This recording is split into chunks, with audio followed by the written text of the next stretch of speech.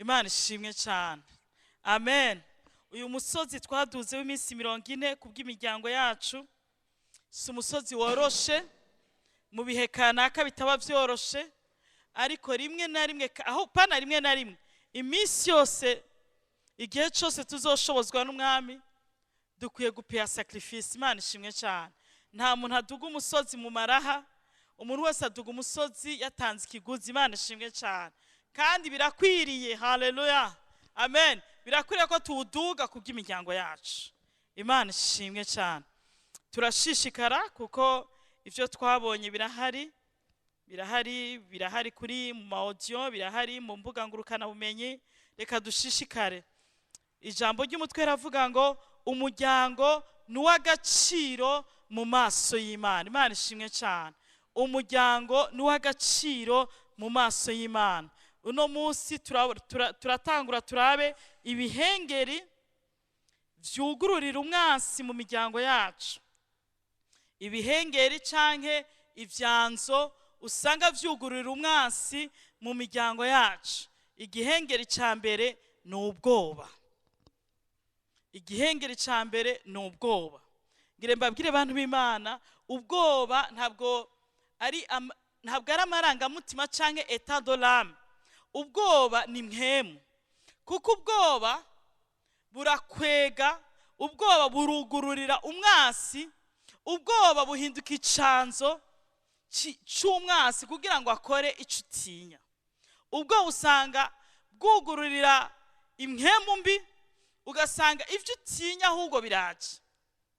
Nk'uko kwizera, haleluya, nk'uko kwizera gufungura imiryango yugaye, nk'uko kwizera kugurura ikirere, nk'uko kwizera kumeze nka wifi kuguconnectinga kuvyo wizera, nk'uko kwizera kugura imiryango, niko n'ubwoba bwugura impemu mbi zishitse ivyo utinya mu buzima bwawe. Rero nimba ari ikintu kibi mu buzima ni ubwoba. Kuko hari ukwizera nta bwoba, kandi hari ubwoba nta kwizera kuba guhari. Yobu 3:25. Dusubire mu gitabo ca Yobu 3:25. Kuko ico natinya, uwo ni Yobu. Yobu yari umugororotsi, Imana ishingira intahe. Ariko yari afise igihengeri mu buzima bwiwe. Yari afise ikintu atinya mu buzima bwiwe. Nkuko nawe ushobora kubutinya Imana, wubaha Imana, ugendera mu vyagezwe vy'Imana, hari ivyo ushitsa, mugabo mu buzima bwawe ugasanga wamana ubwoba. Ubwoba bwa kazoza, ubwoba bw'ejo, ubwoba bw'uno munsi. Mbega tuzobaho gute? Nzohava mpfa? Bazompemukira? Bazondeseva? Ubwoba mu kazi Imana iba yaguhaye, ugasanga Imana iguhaye akazi, mugabo akagira ubwoba muri ako kazi, sinzokarambiramwo. Bazohava bugara, kuko ubwoba buraduka atacofatiye. Kuko ushobora gusanga umuntu w'umushomeri ariko waronse akazi gati mbega aka kazi koko ni kahera bizogenda gute? Uwundi nawe agasanga afise ubwoba, mbega niyampemukira akampebuye umuhungu canke uyu mukobwa niyampinduka naramaze kubivuga. Ugasanga uriko wiha makuru, uriko wemera ubwoba bw'ibintu, kuko ubwoba bumenze, ubwoba ni igihushane cy'ukwizera. Nkuko ukwizera kubona amaso, ukwizera gufise amaso akwereka ibitaboneka, ariko wizera niko n'ubwoba burafise amaso. Ivyo ufise mu ubwoba usanga ubibona. Kazibona umuntu yibonye yagwaye canke yibonye yahamvye umwana, mbega uyu mwana nibamunyuruza, nibamuhishano, mbega niyapfa, mbega niyagongwa na accident, aha ndamurungitse ku ishure, kandi ni umwana mu bandi bana. Kandi wowe wamuvyaye waraduza imisozi, waraciye ahantu hateye ubwoba, Imana irakurinda utanayizi, Imana ikugejejaho uvyara, mugabo akana kagenda ku mametero 500 canke abametero 200, wamaze kubona yuko baguhamagaye kuri hôpital militaire canke kuri Prince Jean ko kagize accident. Amaso y'ubwoba kakwereka neza bagiye ku bitaro, ugiye kuraba akana kagize accident, kandi wowe wamuvyaye wararinzwe. Ubwoba Yobu yari umuntu w'Imana ariko yarafise igihengere mu buzima bwiwe c'ubwoba. Ubwoba bwo kubura abiwe, ubwoba bwo kugwara kugeza hasuzugurwa. Umunsi umwe rero ivyo yatinye biraza, kuko ico utinya gikurura impwemu ishitsi. Ico utinya, ikintu cose utinya mu buzima bwawe total, nutihana ngo ico gihengere cugare, kizokurura umunsi umwe ico watinya ukibona. Niyo mpamvu uzibona umuntu avuga ngo jewe narabitinya vraiment, ngo jewe narabibona ko bizombako. Je nayibona ko umunsi umwe vraiment abavyeyi, nayibona ko umunsi umwe nzohomba, naribona ko umunsi umwe vraiment je ntazogira mariage, naribona neza vraiment ko jewe ntazovyara. Jewe narabibona neza, narabibona neza ko akakaza ataho kariko karashika. Kuko warabibona nyene, kuko ubwoba ni mpemu, ubwoba bwugurura impwemu mbi zishitse ivyo nyene wizera mu bwoba bwawe. Imana igufasha. Haleluya. Ngire mbabwire ko ubwoba burasenya imiryango, kuko ubwoba buza amasezerano n'Imana gushika. Yo baravuga ngo kuko ico natinya arico canshitseko, kandi cantera ubwoba arico canjeko. Ico natinya mu buzima yuko ntazoheza amashuri nk'akarorero, nico canshitseko. Kandi cantera ubwoba yuko ntazoramba, nico cambaye ko ngire mfe bamaze kuntangaritsa. Imana ikurinda ubwoba, kuko ubwoba ni canzo c'umwansi mu muryango. Unyemere nongere ndakubwire yuko umuryango uri mu mutima w'Imana. Imana ishimwe cyane. Ijambo ry'Imana rivuga ngo data wa twese niwe se w'imiryango yose yo mw'isi yitirirwa. Wa muryango wawe, yanzu yiwanyu, ba bantu bawe utunze, kumbure ngira na nyumba kuba atazi neza bafise muri registre, ngire nkubwire neza yuko Imana data wa twese irakuzi neza. Irazi inzu ya so, irazi inzu yawe, irazi umuryango wawe, irazi urugo wubatse, irazi n'ugo uzokubaka, kuko Imana data wa twese niwe se w'imiryango yose yo mw'isi yitirirwa. Imana data wa twese niwe responsable wa mbere w'inzu yawe, w'urugo rwawe, w'umuryango wawe. Ntukagire ubwoba, umwizere. Ni umuvyeyi abiroranya neza. Imana ishimwe cyane. Ico utinya rero, ico utinya kenshi usanga ugihamagaye, kuko ubwoba bugutera ivyaha byinshi bitandukanye. Dusome Genèse 21:11. Genèse 21:11. Kuko ubwoba burashobora gutuma ukora ibindi vyaha. Niyo mpamvu ubwoba ni mpemu mbi. Aburahamu ava aho yarari, agenda yerekeye igihugu c'Inegebu, aja kuba hagati y'Ikadeshi n'Ishura, yikubita i Gerari. Aburahamu avuga ko Sara umugore wiwe ari mushikiwe. Abimeleki umwami w'i Gerari atumiza Sara aramutwara. Aburahamu araduka avuga ko umugore wiwe ari mushikiwe. Hamuwundi mugabo witwa Abimeleki umwami w'i Gerari acafata Sara aramutwara ngo amugire umugore wiwe. Ariko mwijoro, haleluya, Imana ibonekera Abimeleki mu nzozi, iramubarira turapfuye kubw'uwo mugore watwaye, kuko afise nawe. Hari igihe umuntu mu buzima agira ubwoba bw'umuryango wiwe canke bw'urugo rwiwe, kuko abona neza ko ibintu byose atabimetriza, atabikontrora, adafise ukuntu ashobora kubijera. Unkundire ndakubwirira ijambo, hari Imana data wa twese iri responsable no mu gihe umuntu yarangaye. Aburahamu turaza kubona icyayimuteye. Imana ishimwe cyane, reka dushishikara. Ku murongo wa 4, mugabo Abimeleki ntiyari bwamwegera. Imana ishimwe cyane. Imana irabikora, iraza irarinda. Aburahamu ntiyashoboye kurinda umugore wiwe, Aburahamu ntiyashoboye kurinda urugo rwiwe, ariko umuvyeyi mwiza, se w'imiryango yose yo mw'isi yitirirwa, irakinga.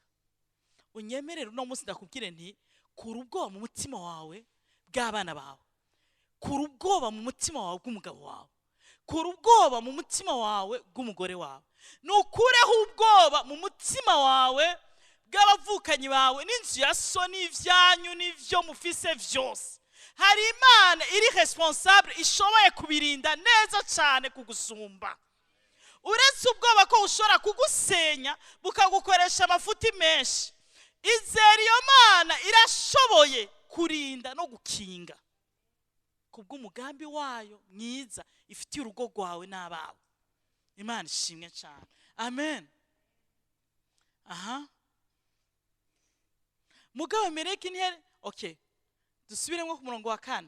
Mugabo Meleki ntiyari bwamwegere, nuko arabaza ati mwami wogeseza abantu kandi ataco bacumuye. Ubwiwe si yambariye ngo ni mushikiwe, na nyamugore nyene ntiyavyemeje ko ari musaza wiwe. Ico nakoze nagikoze ata mutima undega ikibi, kandi amaboko yanje sinayanduye. Ku murongo wa 6. Haleluya. Amen. Urabona Imana irinda umva Abimeleki iyo bikorana méchanceté yari gushobora no guhanwa, ariko Imana iranamurinda kuko yarakoze ku mugore badakorako. Niyo mpamvu unkundire ndakubwirira ijambo, niwiyegurira Imana, niwemera kuba consacré mu buzima bwawe, ukemera consécration, ukemera kwiyegurira Imana, ukemera kwishikanira Imana, abawe bazorindwa. Aburahamu ntiyari umweranda, ariko hari ikintu yari yarakoze mu buzima bwiwe, yari yaritandukanije yiyegurira Imana. Haleluya. Yari yarihaye Imana, yari yarishikaniye Imana, hama yari afise ama imperfection, yari parfait, yari afise ubwoba. Reka twumve ico yatinye. Imana imwishurira mu nzozi iti koko nzi ko wakoze ivyo umutima utakurega, kandi nanje nakubujije gucumurako, nico catumye ntagukundiye kumukorako. 7 verset 7.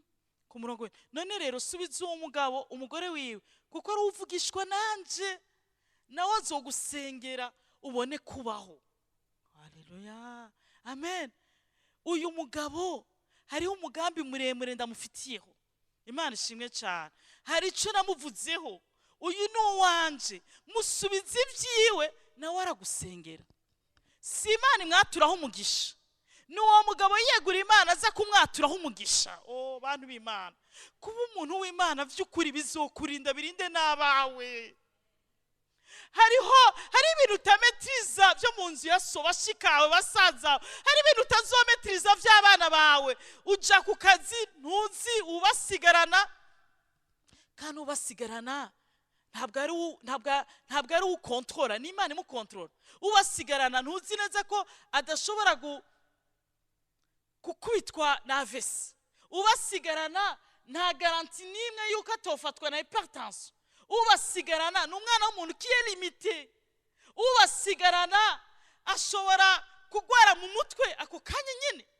Ubasigarana n'umwana w'umuntu. Inzira bacamwo ni inzira.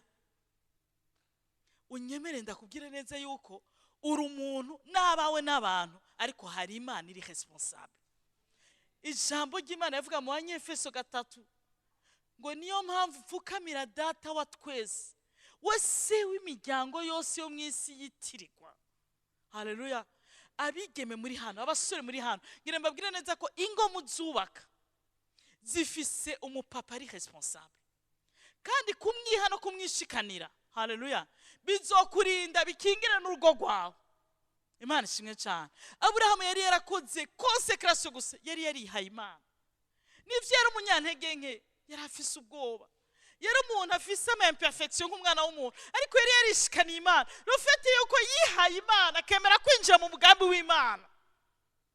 Haleluya. Yari afise ubudahangagwa, kandi nabiyo bari bafise ubudahangagwa. Abakorana n'isi y'umwijima bakorana n'ibintu bidashoboye, kuko ntabwo bafise Imana ishoboye, ahubwo bakorana n'umunyabinyoma ababesha gusa ari we Satani n'imwemu mbi n'abapfumu biwe. Urumva abantu bakorana n'isi y'umwijima bakorana n'ikinyoma gusa. mu yandi majambo novuga ntibakorana n'ikinyoma. Mugabo hari igihe usanga bizera yuko iyo bihaye igicaniro kanaka, uwabo naho yoba ari muri Australia ahantu kure, uwabo naho yoba ari muri Aziya ahantu kure, baba bazi ko ico biyeguriye nico bihaye mu buryo bw'impwemu kizorinda abaho aho bari hose. Ariko twebwe dufise Imana ishoboye byose. Haleluya. Igicaniro twishikaniye ko ni igicaniro c'Imana izi byose, Imana iri omniscient. Igicaniro twiyeguriye ni Imana ishoboye byose, Imana iri omnipotent. Igicaniro twishikaniye ni Imana iba hose. Niyo mpamvu nta mpamvu dukwiye kugira ubwoba. Nta mpamvu ukwiye kuja ukazi ugasigara ubwoba bwawe wasize.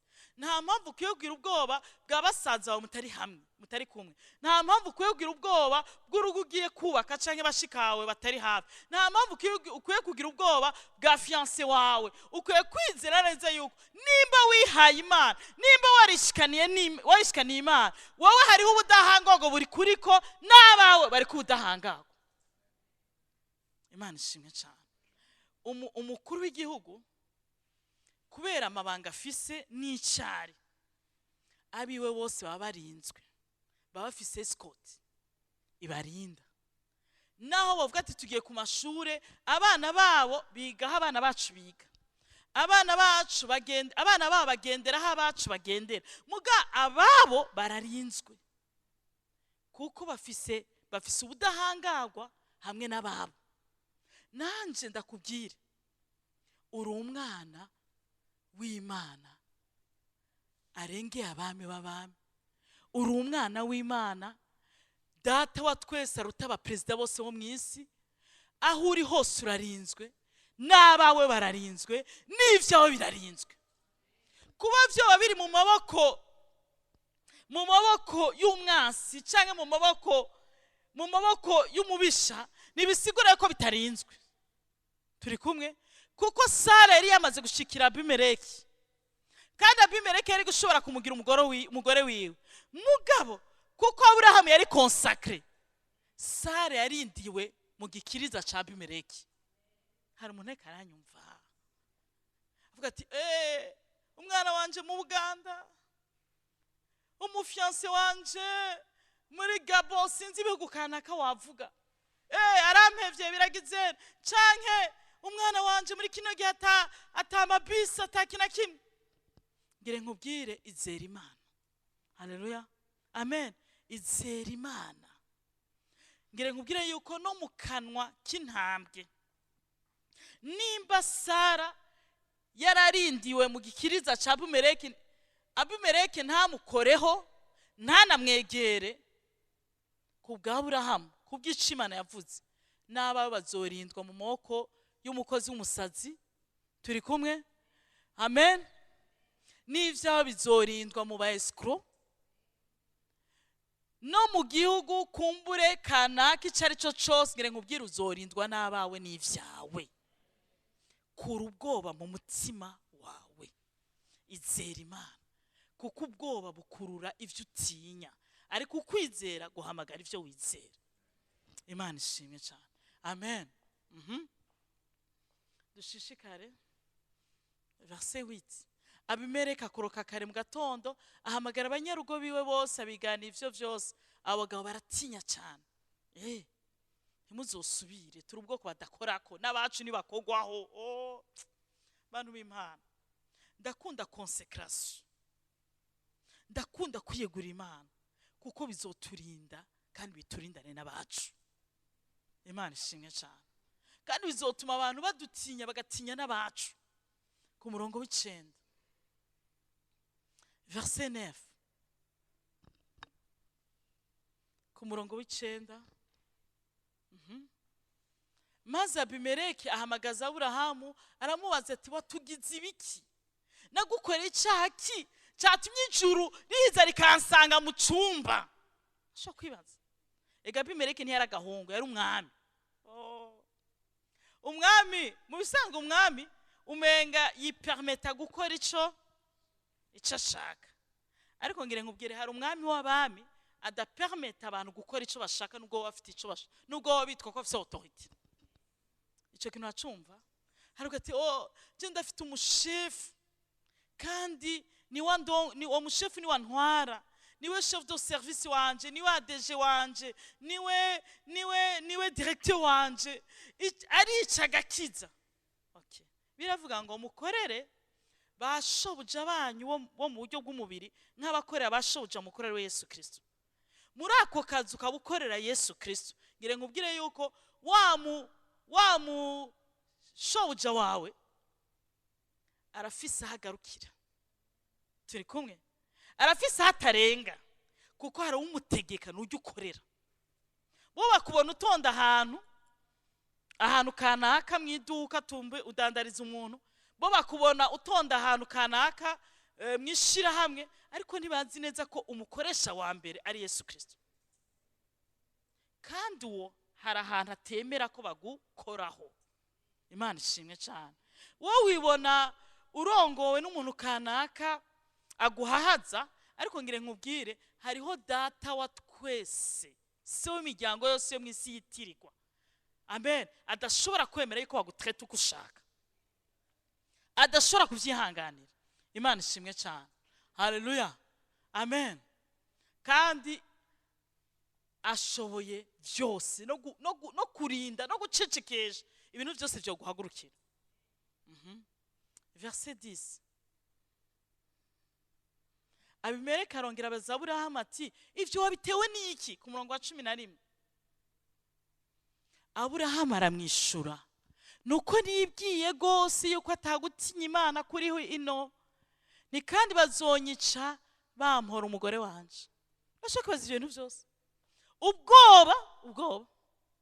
Urumva hari gihe rero ivyize bihinduka problem. Burya abantu benshi mudasinzira abantu mufise amafaranga. Burya umuntu wese azi ko adafise amafaranga ntazi kugara neza, kiretse umuntu arangara. Or umuntu wese atarangara, adasamara, afise amafaranga arabura amahoro. Abantu bose mugwa musubira inyuma kuraba ko imiryango yugaye yuguru, n'abantu bose mufise ivyo mutinya ko abantu babatwara. Ariko udatinya ivyo abantu bamutwara arasinzira ataco yinona. Aburahamu yagira ubuntu bwo kuronka umugore mwiza, none umugore mwiza n'abahindutse problem. Kibazo kwera umukobwa wari mwiza ni njo problem. Umura wese wabonye ko yaravye amaguru, yaravye hejuru, yaravye he, umva ico nico kibazo. Kuko Imana yakugire neza ikaguha abakobwa, uno munsi utinya ko bavyola. Ninde yakubwiye ko bavyola? Kuko Imana yakugire neza ikaguha abahungu, uno munsi uratinya yuko abanwara umugi babatwaye. Kubera iki wawe atari we batwara mu rumogi?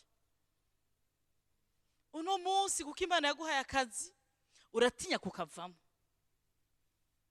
Uno munsi kuko Imana yaguhaye ishure uratinya kutariheze. Urabona gutinya n'umudayimoni. Kuko umuntu atinya atampamvu. Kuko atagutinya Imana guhari muri iki gihugu. Natinye ko umugore wanje mu muntwara, mugari mwoshaka umuntwara ndumugabo. Mwateza kubanza kunyica. Rero ufise umutwe muto awurinda uruguma. Rero namubarekeye kugira mbeho. Ubwoba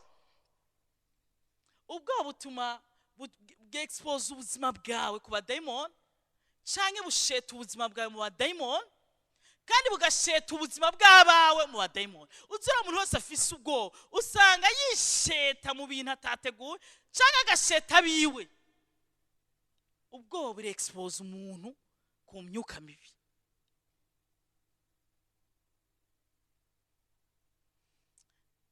Ikindi naco ubwoba bushobora gutuma amasezerano y'Imana, bushobora kubuza amasezerano y'Imana gushika. Iki gihe Aburahamu yagenda Gerari, cari gihe nyene, yari yo periode nyene Imana igira ishitsi ico yasezeranye. Sara asaminda avyare Isaka. Niyo mpamvu habaye intervention rapide yo muvyo yari responsable data wa twese mu ijuru. yari iyo periode nyine amahormone agira atangura azuke, ibintu byose bizuke, hama ashobora gusama inda y'icyasezeranywe ari we Isaka. Mugabo n'ico gihe nyine Aburahamu agira atanga umugore wiwe kandi amasezerano agira ashike. Kenshi ubwoba buzozibira amasezerano y'Imana ku buzima bwawe. Nyemera ndakubwire ko hari ibintu Imana papa wa twese wo mwijuru, so wawe wo mwijuru, data wa twese wo mwijuru, vuze papa wawe ari responsable. Hari ibintu byinshi yateguye ku buzima bwawe kandi bigire bivuke. Mugabo ubwoba burashobora kubihagarika, kuko umwansi, ubwoba ni canzo c'umwansi. Hari gihe amasezerano bagira vuke, mugabo ubwoba ukaca gukoresha ivya bituma amasezerano y'Imana adashika. Umwansi burya ari malin, arazi igihe akora ibintu kugira ngo ivyasezeranywe bipfe. Igihe hari hagira havuke Mose, nico gihe abana b'abahungu bariko baricwa. Ngire ngubwire yuko nubona ibintu bitanguye kuba bibi, yaba bibi mu gihugu, yaba bibi mu ishengero, yaba bibi mu ngo zacu, mu miryango yacu, aba ari cyo gihe amasezerano bagira vuke. Iyo umugore agira vyari, niho igise gitangura gukomera. Iyo ari mu bihe byo kuvyara, ahubwo niho ibintu bitanguye kwanga. Mugabo nuko inda ibikuze ibigira vuke. Rero mu gihe nk'ikintu bitanguye kuba bibi, haba ari bigire bivuke. Ico nico gihe rero umwasa acatangura kuguteza ubwoba, nka kurya umupapa cyangwa umumama agira ubwoba ngo ari kugisara apfuye mbe ndashikana. Afite iyo amasezerano agira vuke, umwasa batanguye umwasa guteza ubwoba kugira ngo ivy'Imana yasezeranye ntibivuke. Ariko ndashima Imana ku bwa data wa twese wo mwijuru.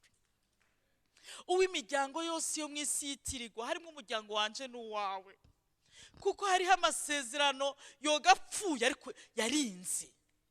Hari ibintu byari gufa ariko yatabaye. Urabona ingene yatabaye Aburahamu na Sara. Umugore ari mu gikiriza c'intakebwa, Imana iri mwijuru kuko iri responsable. Oh haleluya! Uno mugore bunyemere ndakubwire, hari Imana ari we data wa twese wo mwijuru, ari responsable, adahunyiza ngo inzitiro zacu azihoza kwa maso. Nasamara, ntasinzira,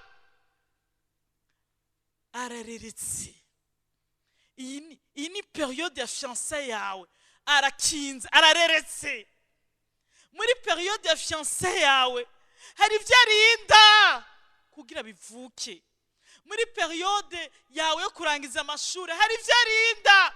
Muri periode yawe yo kuronka akazi hari vyarinda. Muri periode yawe yo kugira ngo ya masoko yaganye vya bintu byose ubigereho, za ndoto, vya bintu Imana yakwereka bimwe mu nzozi, ibindi Imana ikabikubwira ibiciye mu bandi, bigira bivuke. Humura, imifunda n'ibihuhusi ubona ni igise kigire kivuke. Niwemere ko umwansi aguteza ivyaha, kuko uwo mupapa araza agakinga. Imana ishimwe cyane. Haleluya, amen, amen. Ubwoba burarengeye etat d'âme, kuko ubwoba usanga ubwoba ni esprit, kuko ubwoba burashobora no gukurikirana urungano. Hari umuntu karanyumva? Ubwoba c'est plus que l'état d'âme. Ubwoba burarengeye amarangamutima. Ushima ko ubwoba ari mpemu mbi, nuko iyo umuvyeyi afise ubwoba usanga binakurikirana abana biwe. Reka ndabaha akarorero. Itanguriro 26 umurongo wa 1 kugeza ku 11. Genèse 26 et 11. Niyo mpamvu umuntu wese akwiye kwirinda. Ukabura umurongoza ahantu kanaka, naho yobaraga aragashira hamwe gato. Naho yobara agashira hamwe gato ufise agakoperative, naho yobara ka association k'abantu batatu canke bane. Ukabura umurongozi w'ico kintu, wirinda ubwoba. Kuko ubwoba ni esprit, ifise ubwoba urabukomunika burongoza. Ukabura umumama mu muryango, wirinda ubwoba. Kuko nugira ubwoba uzosanga warabikomunitse abana bawe indirectement.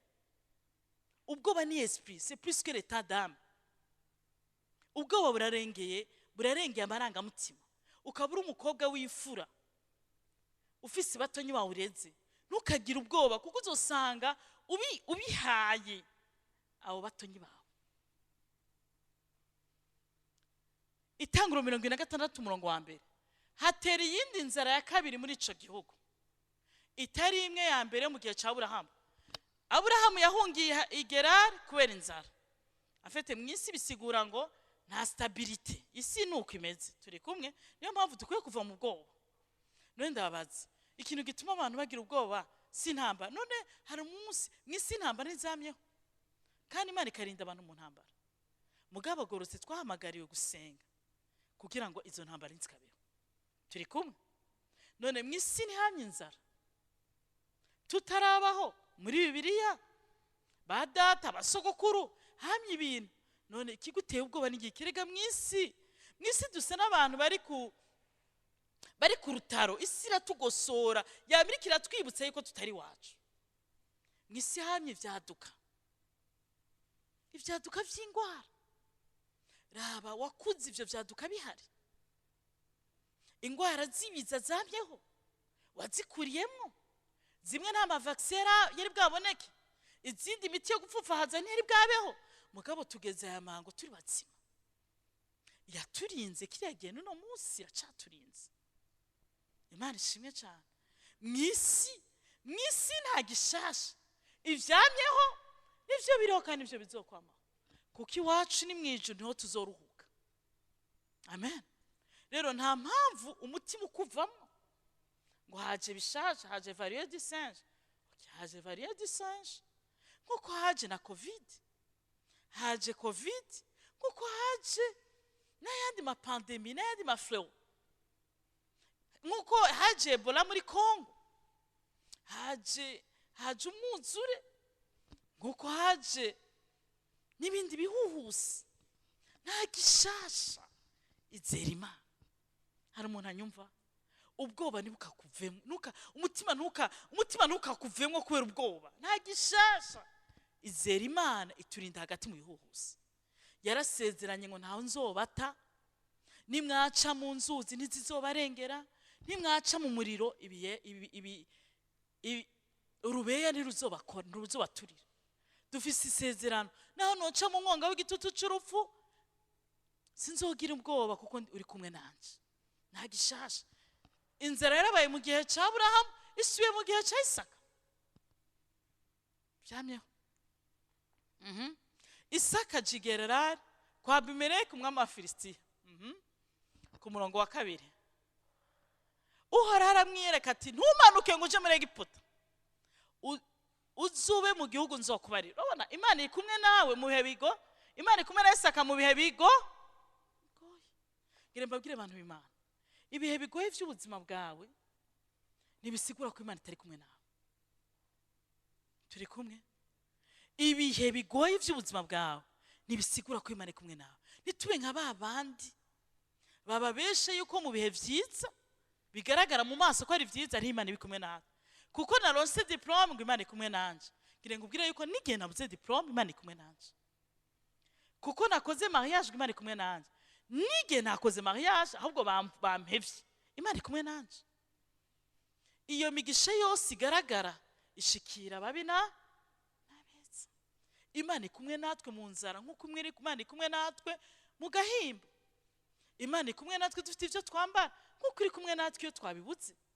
Imana iri kumwe natwe dushizwe hejuru nkuko iri kumwe natwe no mu gihe abantu badusuzuguye. Imana iri kumwe natwe batuvuga neza nkuko iri kumwe natwe mu gihe batatuvuga neza. Ariko ico tuzi gusa nuko papa wacu wo mwijuru yaduhaye ubudahangarwa. Twebwe n'abacu n'ivyacu kuko twamwihaye. Imana ishimwe cyane. Amen. Rero ibihe nibikagukuremo umutima. Kuko nta gishasha munsi y'izuba. Turi kumwe? Nimba warahemukiwe, harabahemukiwe nejo azosura guhemukira. Nta gishasha. Imana yari kumwe nande na Isaka. Unyemere ndakubwira ko mu bihe bigoye Imana itaba yimutse kandi itaba yaguhevye. Mu bihe bigoye Imana biri kumwe nawe. Verset 3.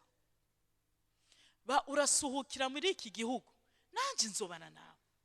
Imana ambwiye ati nuje muri Egiputa.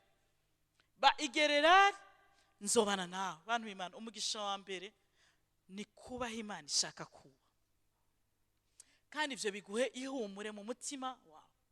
Imana ishimwe cyane. Ni wiro twuvura ahantu abantu bose bahomba, bose bariko barahomba, bose bariko barahomba,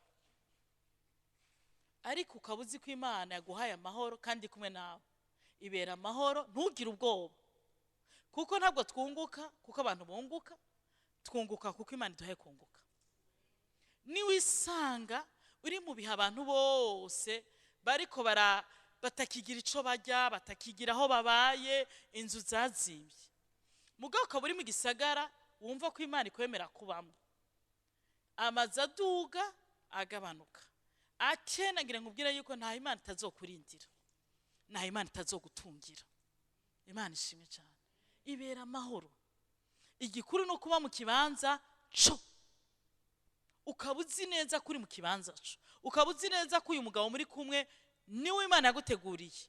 Ibera amahoro. Ukabuzi ko uyu mugore ari Imana yagusezeranye. Ibera amahoro. Ukabuzi neza ko abana bawe bari mu ishure bakwiye kwigamo. Ibera amahoro. Haleluya. Ibera amahoro. Il y a un papa responsable qui va azokwiyokipa byose. Imana ishimwe cyane. Azokwitwararika byose. Imana ishimwe cyane. Amen. Imana yambwira ati nzobana nawe nguhumugisha, wowe n'uruvyaro rwawe nzobaha ibihugu byose. Oh haleluya. Urashaka kubaza umugisha wo kuguha amahanga. Oh, nzobana nawe no pigerari gusa, ntabwo nzobana nawe gusa i Burundi.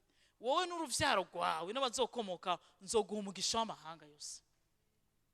Be murazi ko umugisha wa data wa twese urenze umugisha uboneka. Twebwe ntitugendera mu migisha iboneka, tugendera mu migisha itaboneka, ko dufise Imana ihoraho. Ni Imana itagira limite, yitwa eternel. Haleluya. Niyo mpamvu ntugahungabane mu mutima wawe kubera imigisha igaragara ubonye ihungabanye. Twe ntitugendera mu bigaragara, tugendera mu bitagara. Urabona umugabo yishwe n'inzara ahungiye igererari, kandi Imana imuje kuje Egiputa, usanga Egiputa ariho hariho ingezi zikomeye canke hariho ubuzima. Imana imuje kuje Egiputa imbwira ati jigererari. Imana ishimwe cyane. Igererari niho hari amasumano, igererari niho ndagushaka. Imana ishimwe yatumvirize, we n'uruvyaro rwawe nzobaha amahanga. Haleluya. Urabona impunzi Imana ibwira ko igiye guha amahanga. Dufise umuvyeyi mwiza. Haleluya. Kumbure nta tongo, wowe ushobora kuba atatongo ufise kwa so. Hariho abana ngaha bicaye bafise amatestama y'amazu yabasi. Hariho abana ngaha baba bicaye ngaha bifitiye amatongo y'amahegitari, bazi neza ko n'ivyanka bazocuruza kamwe. Hari n'abandi rero uretse basi batabasigiye naho ubwo nta nayo barironkera. Ngire ndakubwire humura, kuko nimba impunzi yitwa Isaka ishobora kubwirwa ko we n'uruvyaro rwose Imana izoruha amahanga, kandi Imana yarabahaye amahanga, abajuifu bose bari mu isi yose. Imana ishimwe cyane. Humura, dufite amahanga nubwo wabuze itongo ryo mu Kanyosha. Hano umuntu yanyumvise? Amen. Twe ntitugendera kubiboneka, tugendera mu bita. Niyo mpamvu uba amahoro. Nuvuga uti jewe singira n'itongo, singira na parcelle, singira humura, wowe n'uruvyaro rwawe. Data wa twese, se w'imiryango yose yo mu isi yitirirwa, niwe yavuze ngo sa amahanga nzoyaguha. Demandez-moi des nations comme héritage nzoziguha, et les extrémités de la terre comme possession nzoziguha. Ufise amahanga n'abazokomokaho. Imana ishimwe cyane. Hari uciye avuga ati nuko nabuze visa muri Canada, kuko atari igihe, sico gihe turi kumwe. Mugabo wewe n'abazogukomoka mufise isi yose, kuko Imana yacu ni Imana y'isi yose. Hari umuntu yanyumvise? Kandi nzokomeza indahiro narahiye Aburahamu so. Tubandanye ku murongo wa 4. Nzogwiza uruvyaro rwawe rungana n'inyenyeri. Imana iracavuga par responsable. Bano Imana, bemurazi ko Imana yacu ifise projet Jeremie 29:11 avuga gute kuko nzi ivyiyumviro ndabiyumvira ko jewe uhoraho. Mbega uhora wiyumvira ko Imana ihora ipanga amaproje ku buzima bwawe? Imana yake iramubwira amaproje, iraheje kumubwira ko izomuha amahanga, yeje kumubwira ko izogwiza uruvyaro rwiwe rukaba nk'inyenyeri. Imana iramubwiye ko izomuha ibi bihugu vyose, kandi uruvyaro rwiwe ruzoba amahanga yose yo mw'isi rufise umugisha. Basi nyemerera basutahana iki kintu kuri no mugoroba, bizoguhesha gusengera umuryango wawe, kandi bisenge wizeye utafise ubwoba. Urazi neza yuko Imana wihaye, Imana wiyeguriye, hariho amaproje meza igufitiye n'abawe. Ngire nkubwire nabajye abantu muvukana, nimba bizera Imana yawe, ngire nkubwire hariho umugisha bazoronka ku bwawe, ku bw'Imana yawe. Ngire nkubwire neza yuko uri kumugisha nubwo utagaragara. Ikimenyamenye uzogenda ubona usobanuka gutya. Bantu b'Imana, iyi Mana twishikaniye, data wa twese, si w'imiryango yose yo mw'isi yitirirwa, irakomeye. Tekana utekereze. Abatagira base wewe hari ngo yongoje ngo abana bo ngo abagira iwabo bobo, humura ukaba utigeze ugira ofise so mwijuru yanditse testament nziza kandi irimo vyose. Ukaba wagize so irresponsable, humura il y a un père responsable yateguye testament nziza ku buzima bwawe. Tubandaje ku murongo wa 5. Kuko Aburahamu yanyumviye agashitsi ivyo namwihanikirije n'amabwirizwa yanje n'ivyo nashinzwe n'ivyagezo vyanje, hariho isezerano afitaniye na so wawe Aburahamu. Niyo mpamvu reka twegura Imana bacu bazohaboneraho umugisha. Imana ishimwe cyane. Amen. Okay, ku murongo wa 6 verset 6. Nuko Isaka abigerari, haleluya. Hari ikintu Imana iheruka kudukorera mu muryango ku muvukanyi wacu, biracamugoye mu bintu byo mu nzu y'Imana, ariko hari ikintu Imana yakoze. Amen. Hari ikintu Imana yakoze mu gihugu umuntu atabari n'iki wabo cyane gose, agasenga yaronse ubwene gihugu biciye kure gato, ariko ugasanga umuntu atwara amahanga yose, umuyobozi akomeye mw'isi, abo ku nzego zo hasi zikwirikira hamo mw'isi, akaza aje kurondera musaza wawe bakamusinyisha kontra. Bantu b'Imana, reka dupfukamire iyo Mana. Amen. Uzoba ngo ngo Imana mwiyeguriye, Imana mwihaye, tuzopfa tujya nyene. Iyo badakijwe nyene biba bigoye. Hari umwe mu bana nje ngo dusenge bigumeho, kuko burya abantu b'Imana dufite umugisha usumba ibintu, kuko umugisha w'abantu b'Imana urabimentena. Ariko uyu umuntu adakijijwe nyene, Imana yacu nibarinda. Ngire mbagire humura naho baba bakinwa inzoga, humura naho baba bakiri mu vyaha, iyo Mana yawe izobatabara ku bwawe. Nukuri kuko izotinya, kuko Imana iragukunda, irazi neza yuko iteza kubikora kugira ntuvunike. Muga hagataho nubwo biba bigoye, nubwo biba bimeze nabi, Imana ibirika irakora igikorwa. Haba ari igikorwa, haba ariho kwizina. Imana ishimwe cyane. Nuko Isaka bahehe igererari. Verset 7. Abantu baho bamubaza ivy'umugore wiwe. Abagabo rero barafise karande kurongora abagore beza. Turi kumwe? Aburahamu yarongoye umugore, nimambaza mwinzu kwasa ntimumbaza. Isaka arongora umugore. Cette fois-ci rero abantu batangura kumubaza ivy'umugore wiwe. Nababwiye yuko yufise ubwoba n'imigisha gutera ingorane. Ubu abantu mwese mufite amasakoshi yarimwe amafaranga, muza kugenda imitima yabavuyemo gusumba abantu bose bagenda atagiceri bafise. Ibe muhumura.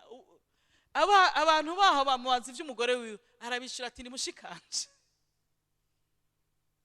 mwabonye ubwoba ni mpemu ubwoba se ubwoba burarengeye etat d'âme kuko ubwoba ni esprit esprit y'ubwoba yari kuri Aburahamu ikurikiranye nde Isaka niyo mpamvu umuvyeyi yonse umwana ngasha reka shanda konse vyarazivye shaka wo nkuyironderere amata y'ubu urabona ubwo bwo ufise bw'uko atamata uzoronka n'uwo mwana nyene azokura azi neza yuko yonka kanyuma ngo yanweshe ana yanyuma aho muguma muryabasha nk'abaguhinda ibintu vyarazimvye ngire nkubwire n'igihe azoba atunze 2 miliyari azoba azi neza yuko ivyo kurya afise n'ivyanyuma hariho umuntu sinziko n'umuntu nzi mugabo ndaretse kubivuga cyane ukazibona umuntu afise amakonte kuri konte afite amafaranga menshi mugabo umwanya wose azi ko agiye guhera mugabo wowe ufise mwe nta kibazo ufise cyangwa atani yuruguruza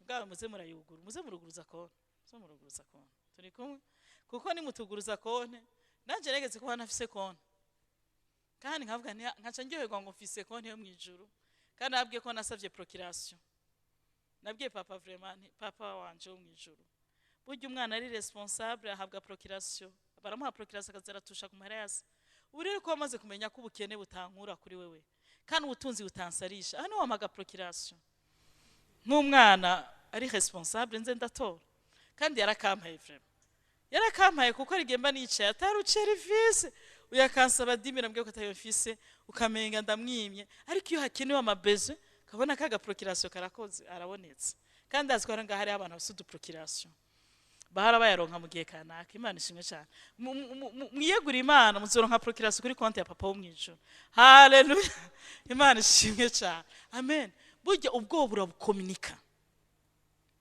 aho ukora ukofisa ubwo ukaba umushefu uzokomunika ubwo iki gihugu turimo murakibona bash birahetse ngire nkubwire neza ubwo uzoheje kubukomunika ngraba frame ngo ni yatinya kuvuga ko ari umugore wiwe ngo abantu bomwica ngo kubwarebeka ngo kuko yari mwiza w'umunyaka aho usanga buri hamatigeze yimubwiye kuko yimubwira ariko yaranamuhanuye mugabo kuko ubwo bari esprit yawo mukomunitse ngire nkubwire neza yuko ubwo ufise nubwo uri kurarondera uzobukomunika babo wirinde ubwo esprit ni karande ni mpemu mbi ku murongo w'8 verset 8 amazi igihe kirekire Abimeleki umwami wa Filistia arunguruka mu idirisha abona Isaka akinisha Rebeka umugore wiwe yarazi ko atinya Imana tokinisha umushiki bukura ata inceste yokora Abimeleki ahamagaza Isaka aramubwira ati erega birabonetse ko ari umugore wawe none iki cyakuvugishije ko ari mushika Isaka aramwishura ati natinye ko bonyica kubwiwe bana ubwo butuma umuntu asheta ubuzima bwiwe agasheta n'ubuzima bw'ababaye responsable abantu mwese mufise aho muhagarariye nimba ari mushikawe nimba ari mutonyowa ubwo buzokwama umwe expose kaje ngo ngo je sinzi ibintu ngo vyirwera mushikira bijya bintu wama nimba uri responsable nimba umeze nka couverture ico utinyura kuri mpemu mbi kuri ico je fise abahungu ntibazoronka akazi yego je fise abakobwa ntibazo ngire nkubwire ubwo burahamagara abadaimoni bicuti ngo je ndatinya kubaza mama ngo je namarikanga kubaza mamagara umunsi umwe hewe ko accident yabaye kuri Prince Reja ngire nkubwire umunsi umwe uzoyibona hakujya kwizera kubona ivyo kwizera nubwo burabona ivyo wizera don't worry ivyo utinya uzoyibona neza humure ivyo utinya uzoyibona neza byo bavyize rero utanguye kwizera kugira ubone ivyo wizera ku murongo w'10 dusenga turangize Abimeleki aramwishura ati ico wadukoreye erega umwe mu bantu banje yari kuryama n'umugore wawe ataco yicura ukabuturemetse icaha Abimeleki yihanikiriza abantu biwe bose ati uzokora kuri uyu mugabo canke ku mugore wiwe nibizobura kumucisha umutwe haleluya amen icyatumye umwami Abimeleki rega si wa mundi Abimeleki wo kwa Abrahamu ni umwana wa Abimeleki. Icatumye Abimeleki ashiraho icagezwe ku mpunzi nuko Isaka yarafise Imana yo mwijuru nka se. Imana yo mwijuru se w'imiryango yose yo mwisi yitirirwa yari se wa Aburahamu kandi se w'uruvyaro rwiwe. Uko yarinze Aburahamu niko yarinze Isaka. Uko Imana yarinze urugo rwa Aburahamu niko yarinze n'urugo rwa Isaka. Unkundire ndakubwire, iyo Mana wiyeguriye izokurinda, ikurindane n'abawe bose, kandi izokugira umunyacubahiro no mu kibanza utibaza ko wogiraho icubahiro. Urashikoze umwami atanga dokira akavuga ngo mubigera ari bose ntihagire n'umwe apima kwegera abantu. Kubera iki? Ubudahangagwa. Unkundire muri aya masengesho y'imisi 40, ubwoba buve mu mutima wawe, wizere data wa twese, se w'imiryango yose yo mwisi yitiriwe. Umenye neza ko so data wa twese yo mwijuru atandukanye na so, agatandukana na so wanyu. Niba utigeze umumenya rero, ni occasion nziza yo kumenya umupapa mwiza ari responsable. Umwiyegurire, ibisigaye utekane. Hariho kirazira kizoba ku buzima bwawe n'abawe n'ivyawe. Ibihe bigoye ntibizoguhungabanye n'umunsi n'umwe, kuko so responsable ari kumwe nawe aho uzoja. Niwibona utagira wisiga utagira n'agace ko tugisingira nahomba sinzi ndi nicaduka muri nose, uhumure, so mwijuru afise amahanga yose. Ni wabura mu Cankuzo Igitego uzobuhafise, ni wabura Igitega uzofise Bubanza, ni wabura Bubanza uzofise hari, nutagira i Burundi uzogira amahanga, kuko we nta karimbi bamushiriraho. Kandi mba data wa twese se w'imiryango yose yo mwisi yitirirwa atakarimbi, ngire nkubwire ko aho tugera hose ni wacu, kandi aho tugera hose ahaduha icubahiro akahatwambika ubudahangagwa. Humura uri ku budahangagwa nawe wose. Kura ubwoba mu mutima wawe, wizere. Muri uno mwanya ngire mbahe iminota 5 gusa, uhamagare so wawe ashoboye vyose, aba hose, azi vyose. Umusabe imbabazi ubwa mbere kugendera mu bwoba. Nta mwana w'umutegetsi agendera mu bwoba, kuko azwi neza ko afise batayo nini murinzi. Hari abambaye civil, hari n'abatambara civil. Rero ngire nkubwire yuko urudasanzwe, burya hari abamarayika bakurinze utazi, burya ugendana escort idasanzwe. Je abana banje bagenda kwishura ati mbega pastor wamenye neza ko hari ukuntu amabisi yabuze. Je nzi neza ko hariho batayo igendanira umwana wanje wese, kandi apana wanje gusa, je nzi kwiri shengero ryose iri, kuko muri abana banje umushega ariko ndavyizera. N'abatari hano je nzi neza ko murinzwe, ndabizi neza. Ivyo nivyo nizera, ntabwo bamfise n'iri shengero, ntabwo ndarigirira, nta kintu kimwe ngira ubwo, kuko data wa twese wo mwijuru ari responsable no mu gihe jewe mba ndangaza.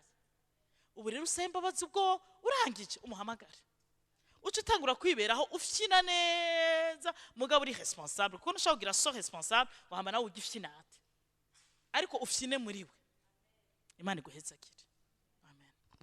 Kandi numusaba ntumenye ko umusabye, ntuze kumusaba kumuhora usaba so, usabe Imana ibikomeye.